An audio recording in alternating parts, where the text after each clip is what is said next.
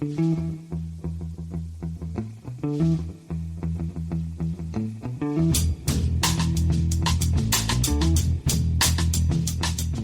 and welcome to The Price of Football, the show that looks at the money behind the beautiful game.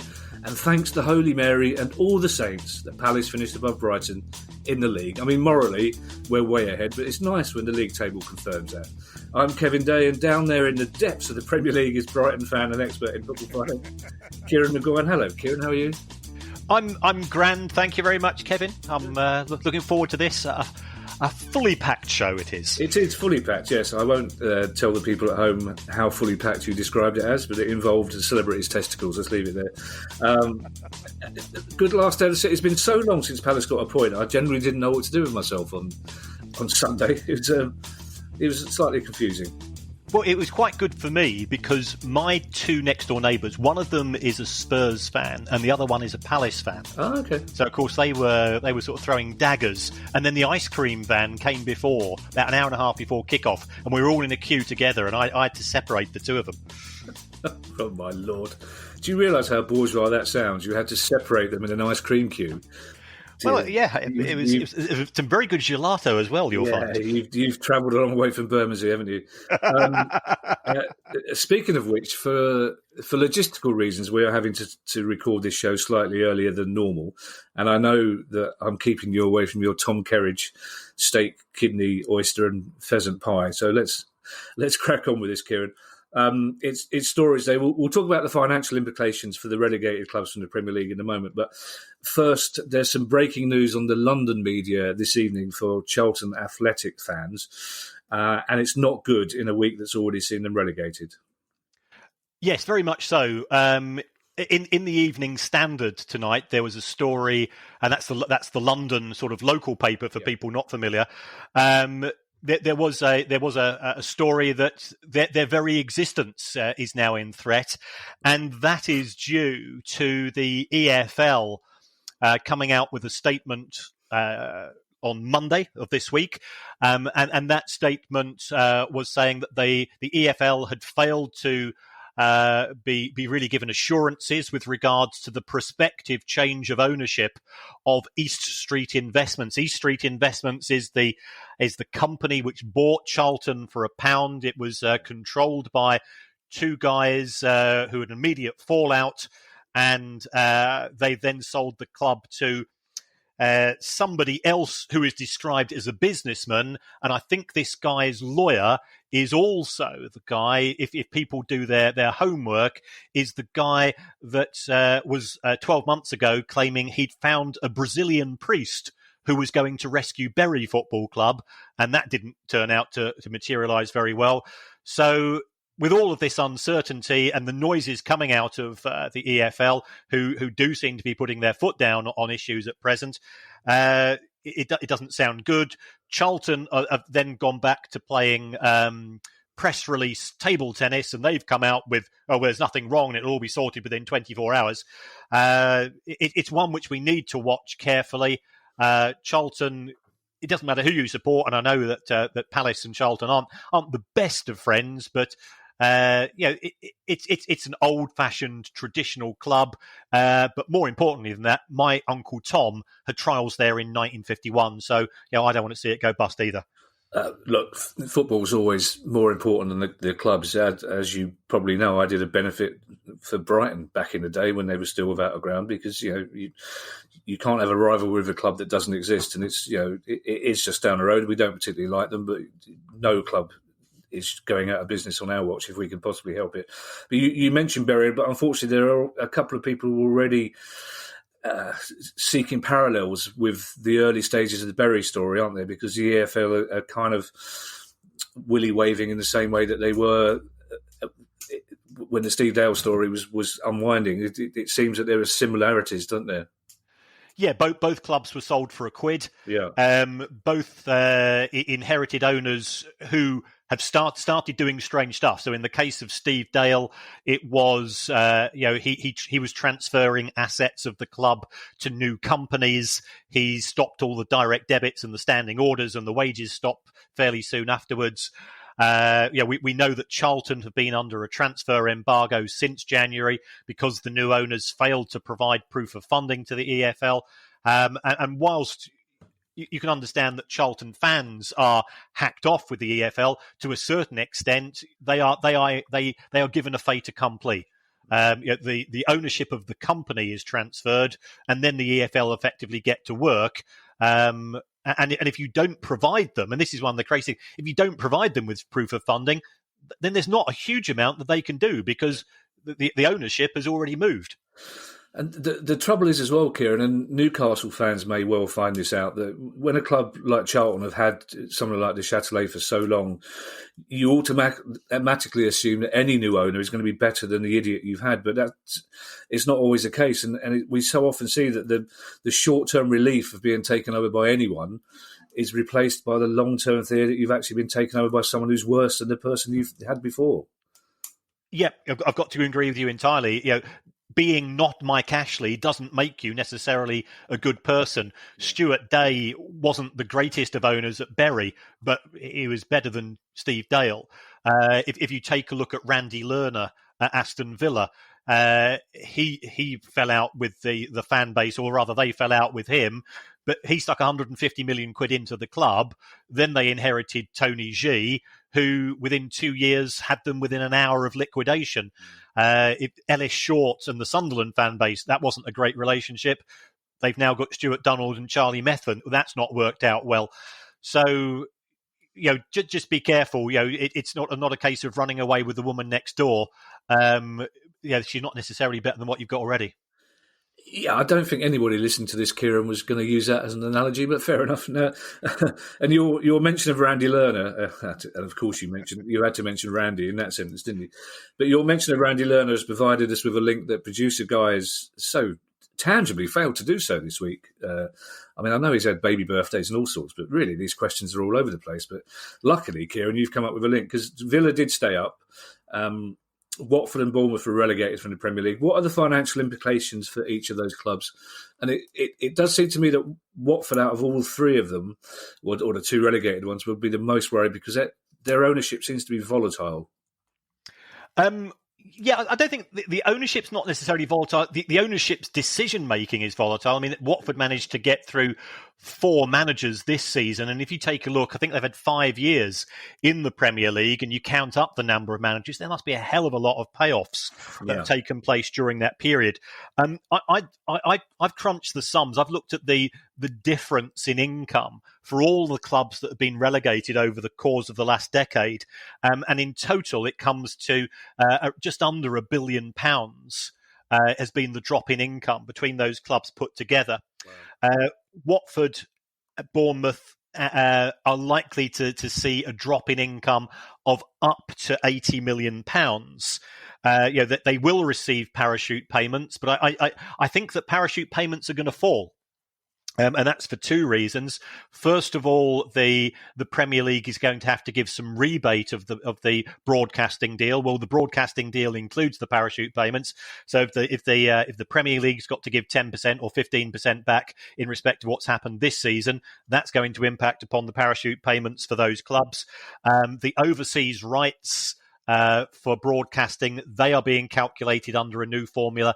That has implications for parachute payments, which drives them down further. It does look also that Bournemouth are, the phrase is, considering their legal options.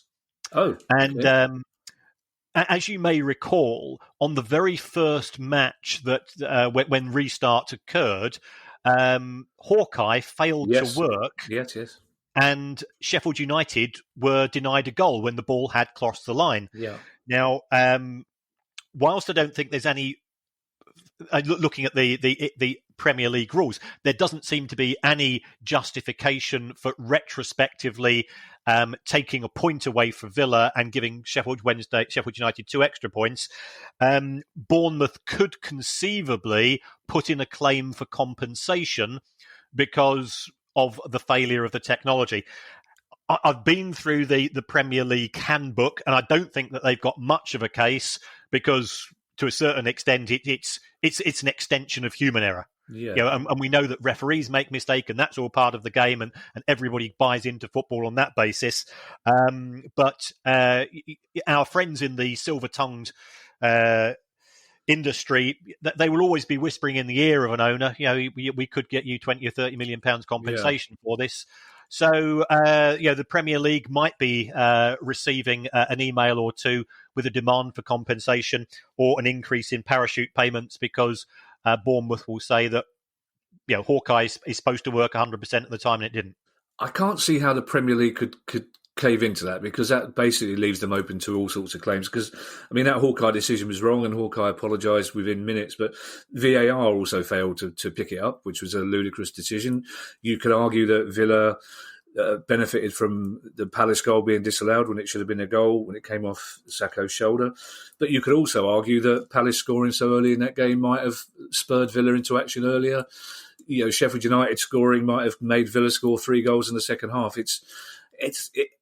Once you start saying what ifs in any football game, you simply can't predict what would have happened. So it would smack of desperation. Obviously, if there's 20-30 million pound available, you would imagine that they might chance their arm. But the Premier League might as well say, well, let's not have VAR on Hawkeye and go back to referees, and then you can sue referees. It's not. I hope it doesn't happen. While I feel for Bournemouth fans, and while I would be as furious as they are in the circumstances that they went down, but you kind of, people like me can't complain about VAR all the way through and then say, well, I think it's right. You can sue people, but I got off the point. Do you know what? I forgot what the point was when I started that. I'm so worried about your pie getting cold. Anyway, so we're in the Championship.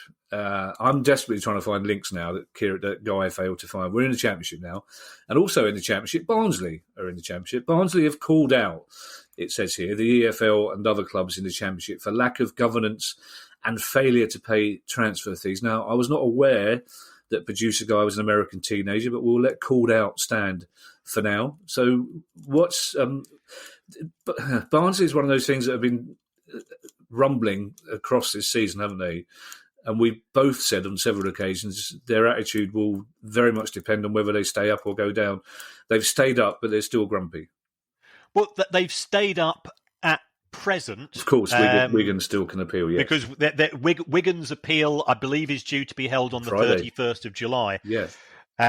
So, who knows? But Barnsley, first of all, you've got to give them credit for winning their final match. I watched that match against Brentford, and that was one of the few matches where I was getting back into proper football relationships, i.e. shouting at a screen and abusing referees. So it was a real end-to-end game, and you got to give them a lot of credit, because on a tiny budget they managed to stay up. And then a couple of days later, you think they would have said, well, we're safe, we're not going to go any further. Out came this report on a post on their own website, and it really went to town. So there were accusations about clubs trying to abuse financial fair play.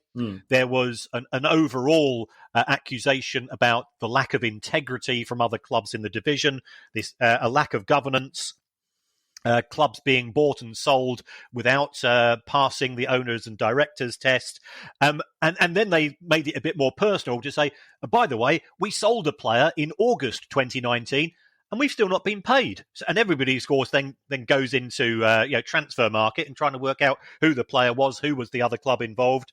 They say that they have paid the wages of their players 100%. They pointed the finger at other clubs who have negotiated deferrals and wage cuts with their players, and generally they're pretty hacked off with life in the Championship, and some of the people that they have to deal with on a regular basis at EFL owners' meetings.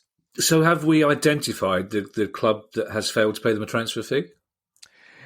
There are one or two in the frame. The common belief it's either one of Hull or Sheffield Wednesday. I can't say which or if either. We don't know whether they're actually telling us the truth. It could be that they're just flailing out. So most transfers these days are done on an instalment basis. And one of the things about financial fair play, which is supposed to be applied universally, is that if you fail to pay your football debts, then you become yourself subject to sanctions from the football authorities. So that you have to question why this has not been the case in respect of Barnsley if they have a legitimate claim against another club for non-payment. It's a tricky one for Barnsley PR-wise, really, because the club they're kind of in competition with to stay up is Wigan, and Wigan at the moment are probably the club for which most football fans have more sympathy than anyone else. So Barnsley's correct stance, I think, Barnsley's moral high ground is slightly being ignored in favour of a club that possibly deserves more sympathy than they do. It's an interesting one for them, but of course they're quite right. I mean, you said this before. You don't mind when a club acts in its own self-interest because at least they're being honest and at least they're trying to protect their own future. And what Barnsley are saying is that other clubs have done nothing to help them, so why should they help anybody else? Yep, absolutely true. Right. Okay, I was expecting more elaboration than Kieran, but I understand I'm keeping you from your dinner. That's fine. No. The Baroness has just brought me some steak, so I'm nibbling on a piece of sirloin as we speak. Oh my Lord, I can't tell you how different your world is to mine. I was literally 15 minutes ago, as I said to Ali, Kieran's furious and keeping him from his dinner. Ali was on the she was surfing some website. She just went, "They've got it in green. I'm off to IKEA." So, right. Well, the Baroness is bringing you steak, and I'm wondering what I'm going to have to eat. That's fine. Anyway, there's no logic in this because Guy basically threw all the questions up in the air this week and saw where they landed. Someone has claimed to be interested in buying Sunderland. Any clues? This is a gentleman called William Story, and he posted up on LinkedIn. He says. I've signed a non-disclosure agreement to buy Sunderland Football Club. I'm going, well, isn't that a bit of a paradox? Yeah. So immediately, sort of my antennae were twitching away. So he said he's made a formal offer. He says he's got some blue chip backers, and as well as his claim that he's interested in buying the club, he stuck up a picture of a Sunderland shirt with his company sponsoring it, except the smarter people in Sunderland said, hold on, that shirt's about 3 years out of date. Yeah. So, that is using the old trim. And then you do a bit more digging around about Mr. Story, and it turns out that he runs, he's sort of the owner of an energy drink called Rich Energy, which apparently he and an Austrian scientist created in 2009 with a mysterious formula. And he has been involved in sports before, but none of it has ended particularly well. So when Force India went into administration, he tried to buy a Formula One team, but the administrators knocked him back. Now, that could be for one of two reasons. A, he didn't offer enough money, or B, they just thought he was a tyre kicker. Right. He sponsored his Rich Energy drink sponsored the Haas Formula One team. And that was terminated early, and that was a bit mysterious. And he's been involved in other aspects of motorsport as well. So clearly, he likes the attention. He likes the being in the pits and around things of that nature. And buying a football club such as Sunderland is a glamorous thing to do. He's got Netflix, I suspect, and he's thinking, I want some of that. So. It's an ownership deal that has huge question marks over it. I think in the short term, will he offer enough? Will it be accepted? Will he satisfy the owners and directors test? And then on a medium to long term, even if he does, where can he take the club? Because I've not seen his energy drink anywhere, and I shop in Waitrose. Fair point. Well, to be fair, I've not seen Carabao anywhere, and they sponsor the League Cup, and they're doing very well out of it, apparently. You always get slightly suspicious when someone says, I've got some blue chip buyers, while they're also telling you that they've signed a non-disclosure agreement. Yes. You can't think this might be a 17-year-old boy who's photoshopping his company's name onto a club shirt. But in terms of the finance, it strikes me, I don't know much about Formula One finances because I have no interest in the sport whatsoever. It's not a sport. It's not. I can't even drive, which drives Ali up the wall, to be perfect. It doesn't stop me leaning out of car windows and advising other drivers, obviously. But the finances Formula One, I would imagine that if you were able to afford even a low-level Formula One team, you could probably afford a League One football club, could you? Yes, I mean the big teams, the likes of McLaren and so on, that they are successful. They do make money. The vast majority of the of the Formula One teams actually lose quite a bit of money. It's not a very profitable sport because, as well as monitoring the Aviva Rugby, English cricket teams, and football, I also look at Formula One. Just out of curiosity, so yeah, they do mainly lose money, but you do need to put a lot in at the start of each season to pay for the upgrades in engineering and the testing and things of that nature, and then you try to recoup it during the season. I hesitate to ask this question, but have you got a favourite Formula One team, or does that change depending on where you're living at the moment? No, I genuinely am not it's not a sport for me. Because it's not a sport. Fair enough. Sunderland fans, one day you probably get mentioned on this pod more often than anybody else, to the extent that we get regular tweets from people if you're not mentioned on the pod. I really, really hope that one day Kieran will bring you the news that a Sunderland-born and bred businessman who's made his money and has impeccable credentials, if you could eat a little less noisily, Kieran, that'd be great as well. It's the only reason I'm saying these things is to give you time to chew. I nearly said swallow, but that would have been a terrible mistake, to chew. But I would love to be able to say to Sunderland fans one day, we've got some great news for you. A local chap with a load of money who loves your club wants to buy you. But until then, I'm afraid we keep coming up with people like Mr. Story and his blue chip followers. Now, the next story in our random journey through the world of football.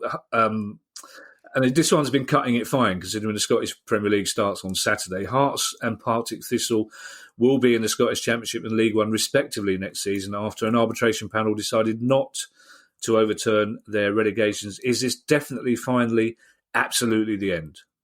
Yes, it is. Right. So initially, Hearts and Partick were suing the SPFL. They were trying to go through the legal courts. The legal court said, this is a football issue. Why haven't you gone to the Scottish Football Association? Because that's what your constitution says.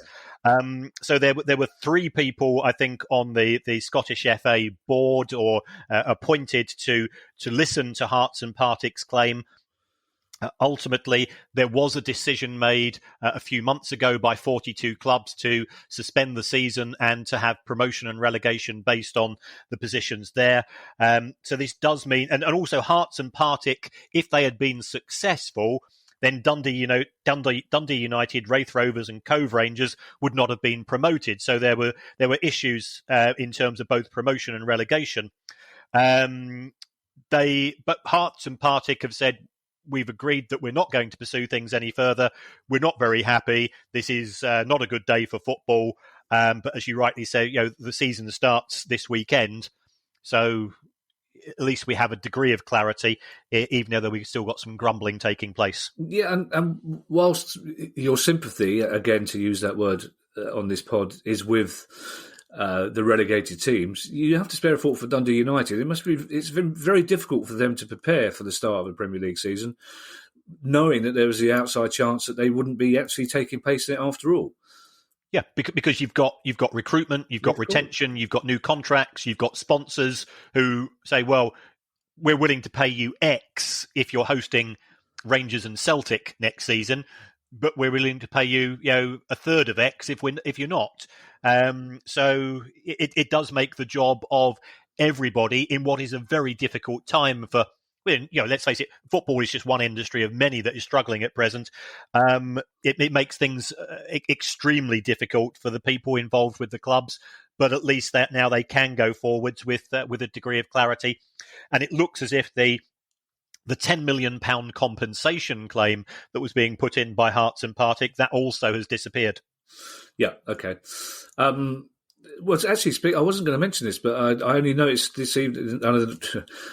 My Catholic friends in Scotland and family will be absolutely furious that I make the leap from Glasgow to Northern Ireland. But it will be the first British game on Friday. I think the cup final in Northern Ireland is happening on Friday, and in front of a crowd as well. I think there's going to be 1,000 people allowed in to watch that at Windsor Park, which is a good step forward, hopefully, for the rest of us. Yes. Now, yes, and hopefully that will be on telly, because despite me moaning about how much football there's been to watch in the last 3 months, I've literally had nothing to do in the last 2 days. I will watch any football now. It's suddenly turned into July. It's like proper July again. There's no football, and I'm really cross about it. I've been watching 2 games a day. I've been watching 2 games a day for 12 weeks and moaning, and now I've got nothing. I'm watching Saturday Cooks tonight. The best of. There you go. And I'm only thinking about that because you're eating while we're talking.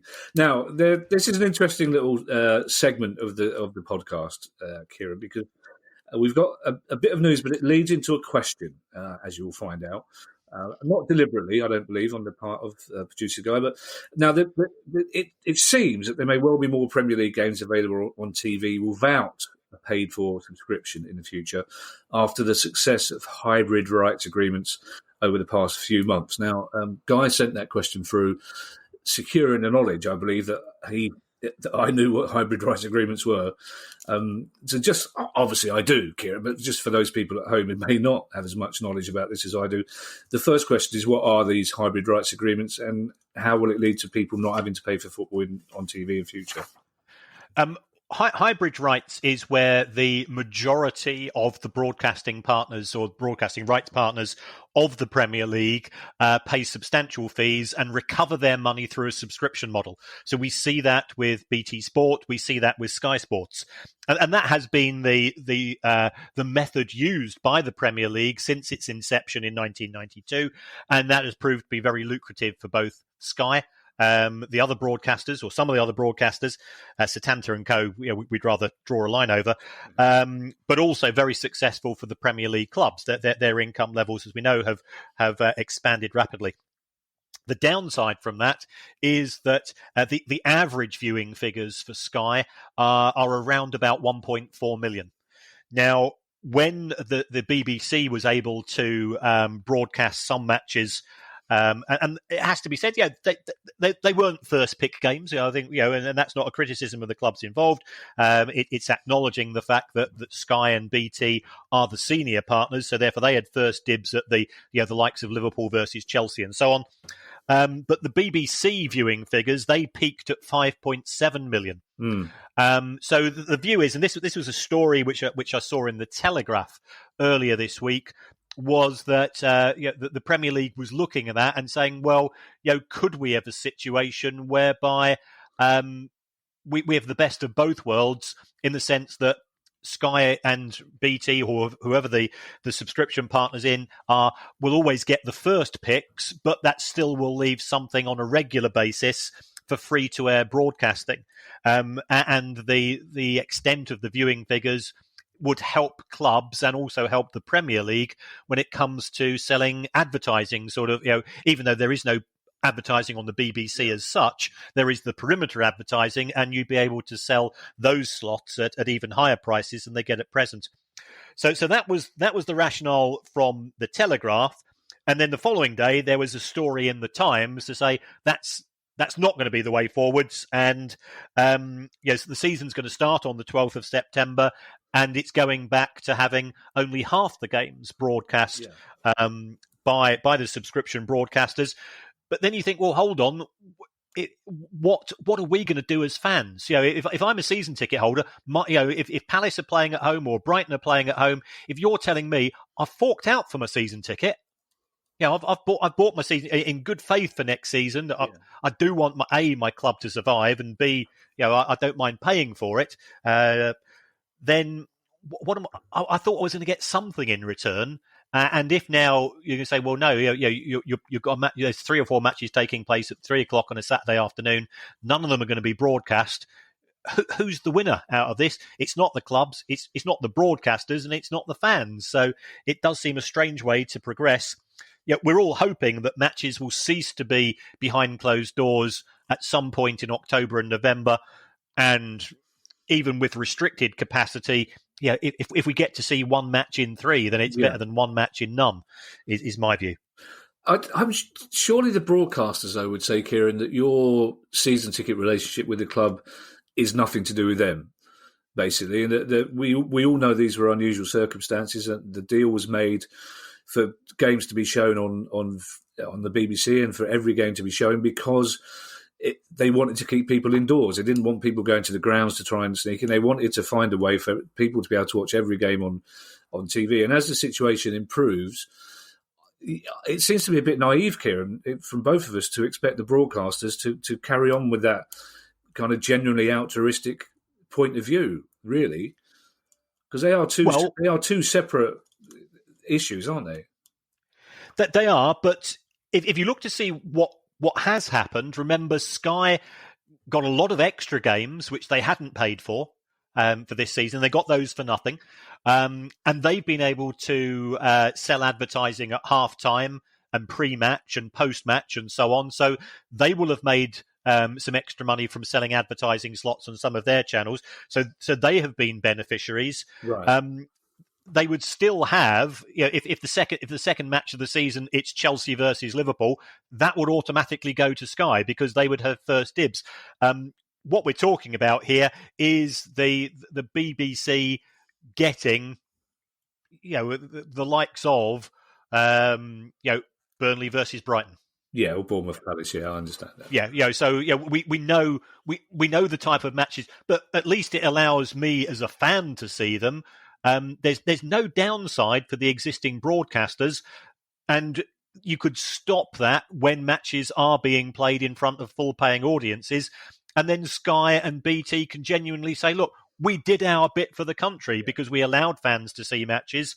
It will also probably improve the relationship between the broadcasters and subscribers who might be thinking, if you're going to turn down the opportunity to show matches, why are you expecting me to schlep out £70 a month for the privilege? Yeah, fair enough. It in accordance with the random nature of this pod, it brings us on to a great question. It's not Monday, so I wouldn't normally approve unless, like last week, I forgot to ask a couple because I turned 2 pages over by mistake. But this is a good question, and it's very pertinent. So I agreed with Guy that we should ask it. It comes from Graham Marriott. And Graham says, and again, this is not something I would ever have considered in 1,000 years, not being a non-football fan. But Graham's question is, can you estimate what the price of football is to a non-football supporter? Bearing in mind that Sky, BT, Amazon, etc. put huge amounts into football and they get the money back from subscribing and advertising. But that money comes from everybody who uses those company services, essentially. And as we know, Amazon's tax situation is interesting, to say the least. So Graham uses the phrase taxation without representation, but it's quite an interesting question, actually, isn't it? I mean, if you're a Sky subscriber but you only want Sky Arts and Sky History, how much is football actually costing you? Well, if that's all you do want, it's costing you nothing because you have a separate subscription for Sky Sports.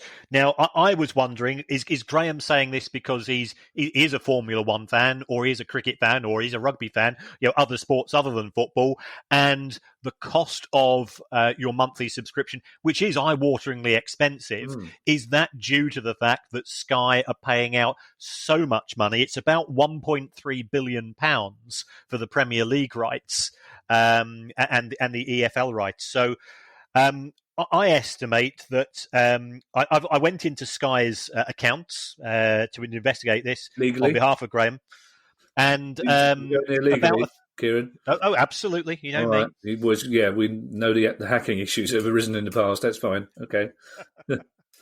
I don't want to end up like other members of my family, broadcasting from behind bars.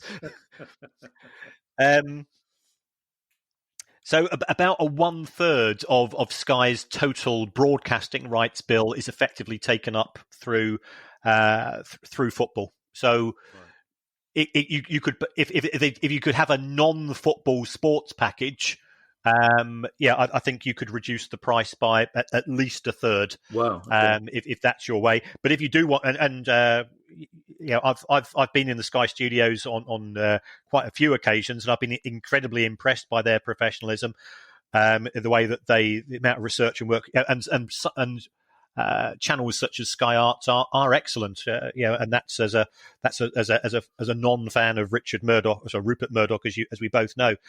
You can simply pay for non-sports packages, but if you don't like football, you can't have a non-sports football package. So it will probably be at least a third of the total cost you're paying per month, Graham.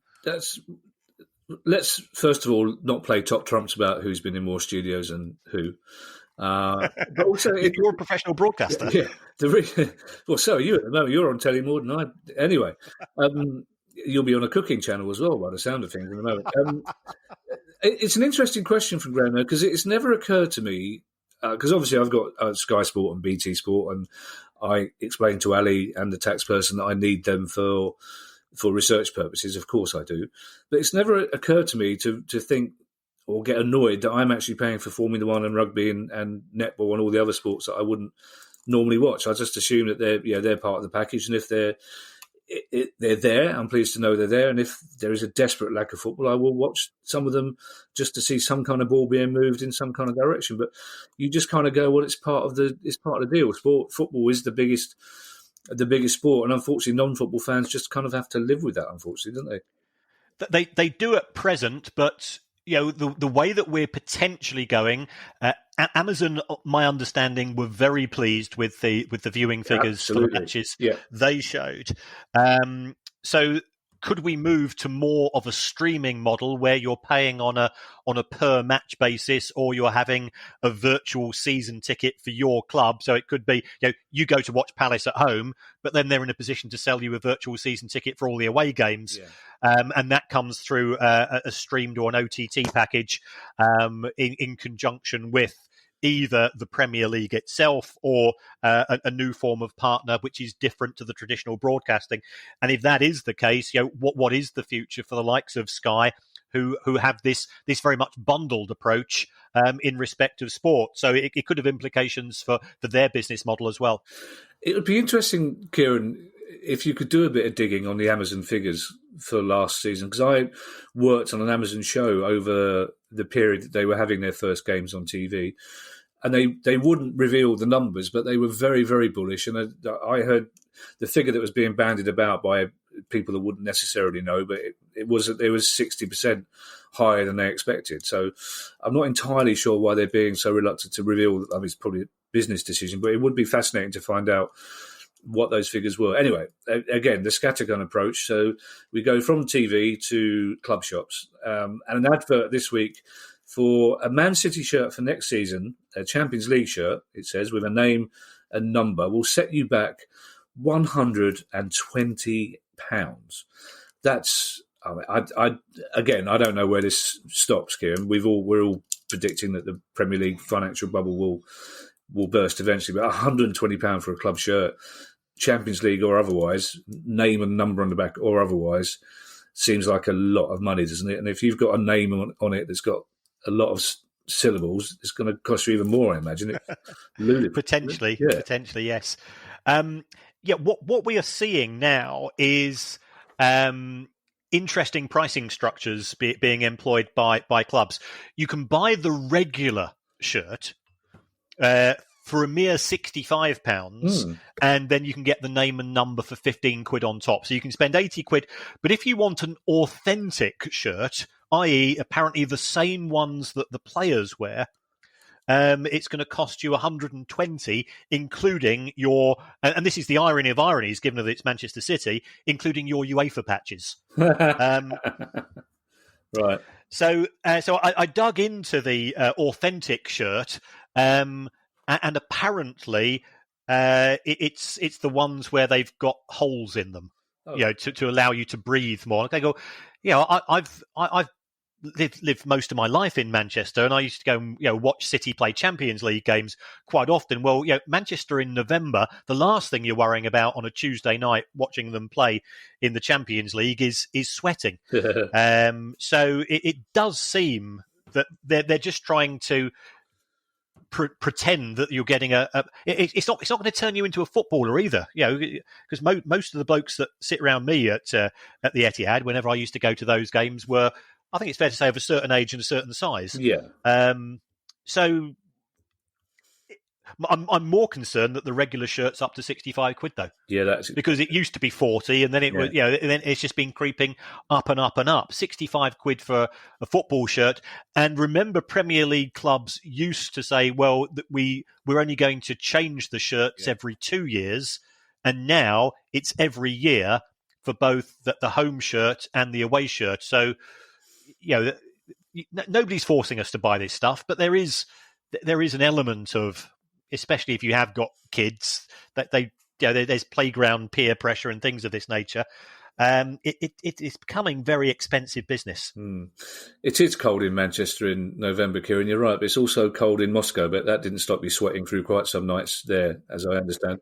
I got slightly worried the other day on the Palace, where Palace were offering match-worn shirts, which, for all sorts of reasons in the current climate, doesn't seem particularly a good idea, to be perfectly honest.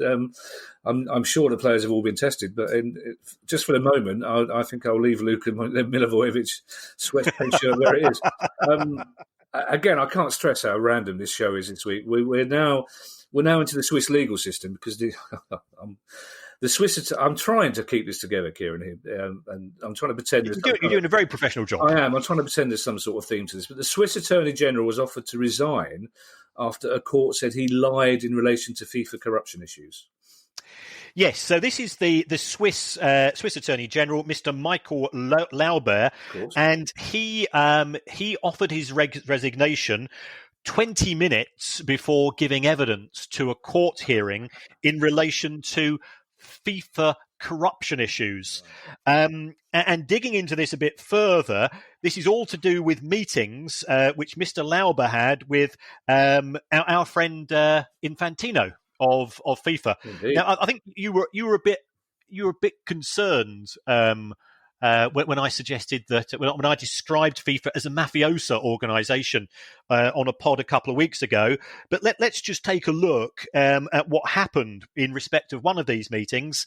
The Swiss, Mr. Lauber, first of all, he knowingly concealed that the meeting took place from the people investigating the FIFA corruption issues.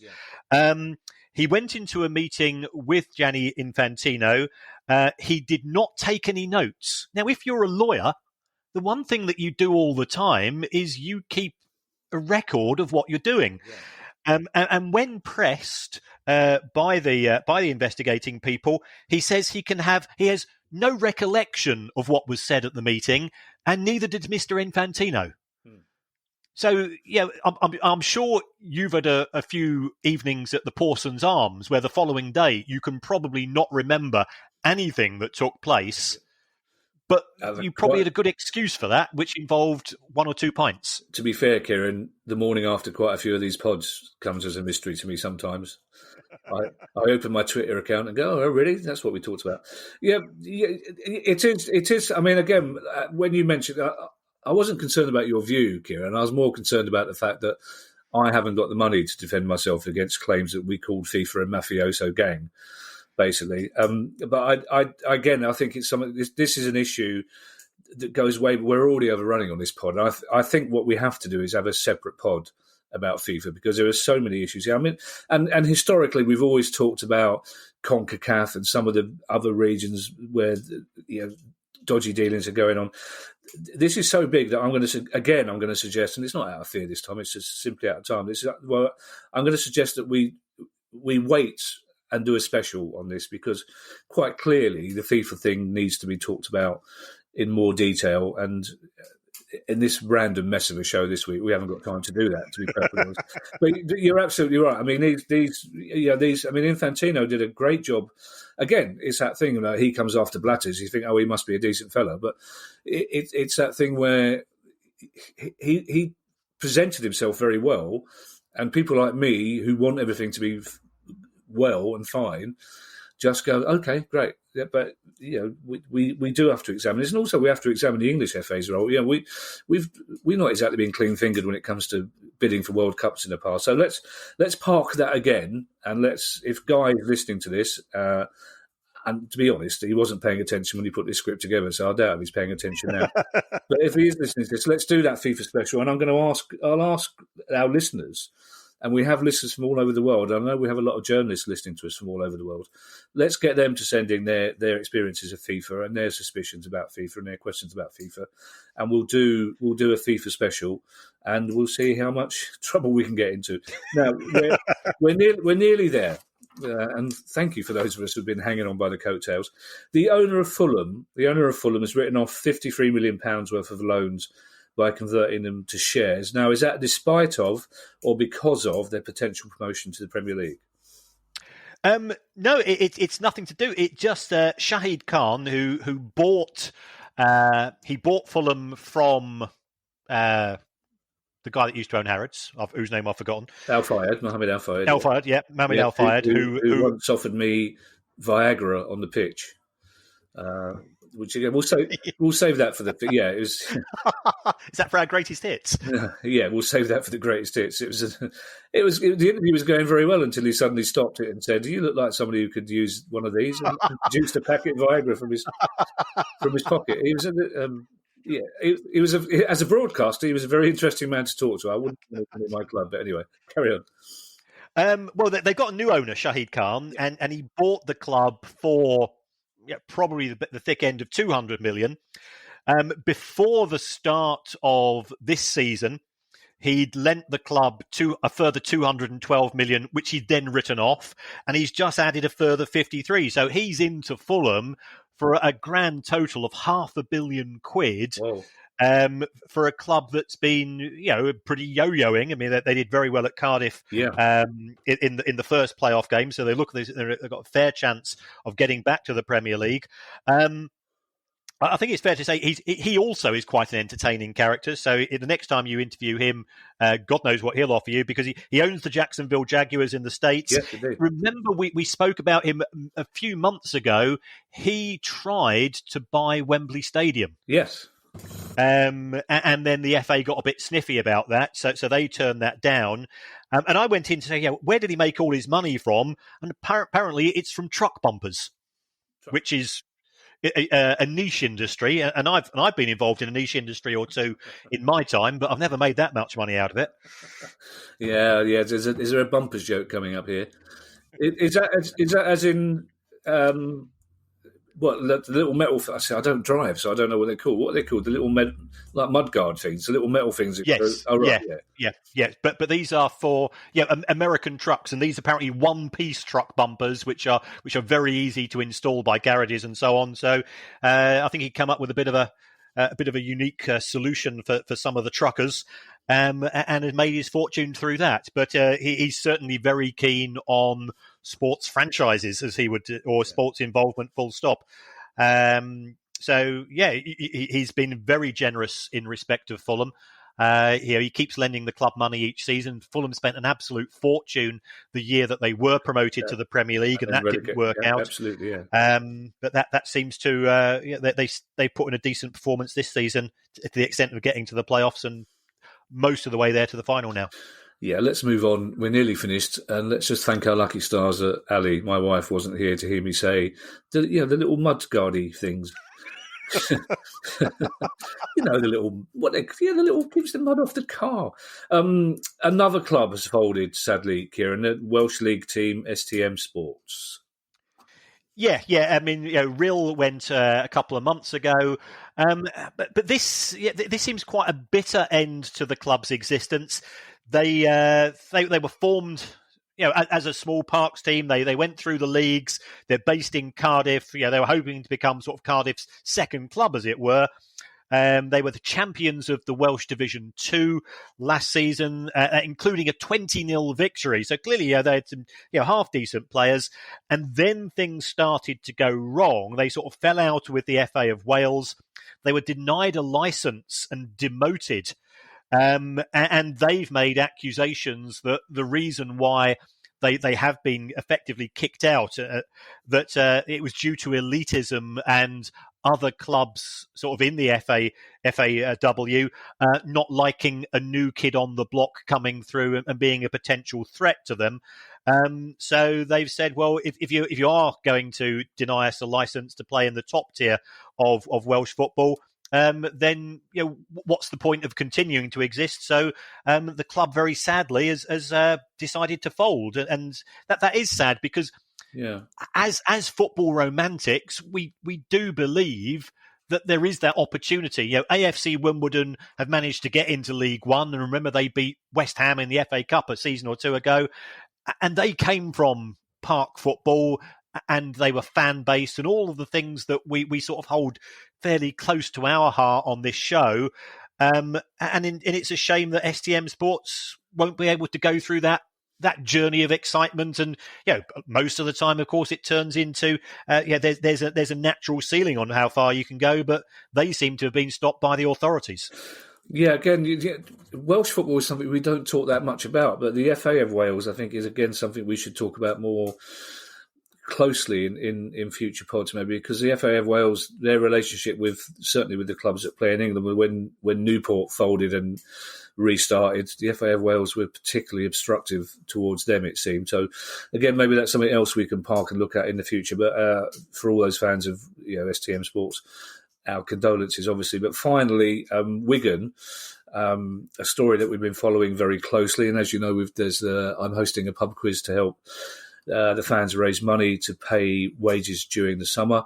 But the Wigan fans' petition to reform the EFL's fit and proper person test now has more than 15,000 signatures. So again, if that's something we can help to publicise and get more, whether the EFL listen, I don't know. But that can only be a good thing and reflects, I think, how many football fans are concerned about the EFL's fit and proper person test. That's right. The petition is for government effectively to say that self-regulation, which is what we have in the EFL, and the people at the EFL get a lot of stick. In their defence, their responsibility is towards club owners. It's not towards fans, and I think it's a common misconception that the football authorities are there as sort of looking after our interests as fans. But you've only got to see the EFL's response to when the DCMS came out in the last few weeks saying that advertising for gambling companies should be prohibited. They were straight there. Oh, no, it shouldn't. Gambling is a great industry, does an awful lot of good for football. The view taken by one of the supporters of Wigan that self-regulation hasn't worked because it's given us what's happened at Wigan, it's given us what's happened at Charlton, it's given us Steve Dale and Ken Anderson, and a roster of wrong-uns. And we are anti-wrong-uns in football, as far as club owners are concerned, at least. So this would be to replace the owners and directors test, which is one of self-certification at present through the EFL. If you get more than 10,000 people signing the petition, then the government has to give an official response. Yeah. If you get it up to 100,000, and I appreciate that's that would be a challenge, then the matter has to be debated in Parliament. But it does show that there is a strength of feeling, and certainly from what I've seen on social media, the vast majority of fans have said we are in support of this. And if you do feel that way, folks, then I'm not saying you should sign it, but if that's how you feel, then it takes 30 seconds to go to the government website, sign your name. Yes, I appreciate you've got to give your email address and your postcode, but that's just to prevent Russian bots and God knows what else, and other non-legitimate sources signing off on it. So if that's how you feel, then it's a way of supporting Wigan fans who have done well, and without taking sides, we wish them well, of course, on Friday when their appeal for the 12-point hearing is being held. Indeed. I'm going to stop there, Kieran, because Russian bots is something that you will inevitably lead into a story. I'd like to think we're anti-wrong and full stop, really, not just football, Kieran. But, thank you for listening to us tonight. Kieran, I hope your steak has gone down well enough for you to enjoy the steak and kidney pie. It's probably gone down the dog. There's no way. Somebody was eating very loudly. Let's blame the dog. Everybody does that. Thank you for joining us. If you have questions for us, and in keeping with our new random nature, we may well ask them on a different pod. Who knows? Questions at priceoffootball.com. We'll be back with you on Monday for those. Don't forget, you can ask us about anything you want. And we will start preparing that FIFA special now. So if you're anywhere in the world and you have any concerns or questions about FIFA, please send those to us at questions@priceoffootball.com. In the meantime, until there's 2 or 3 dreary days until the Scottish Premier League and the FA Cup final. How we'll get through them, I don't know, but have a good week. Take care, everybody. Stay safe, boys and girls. The price of football.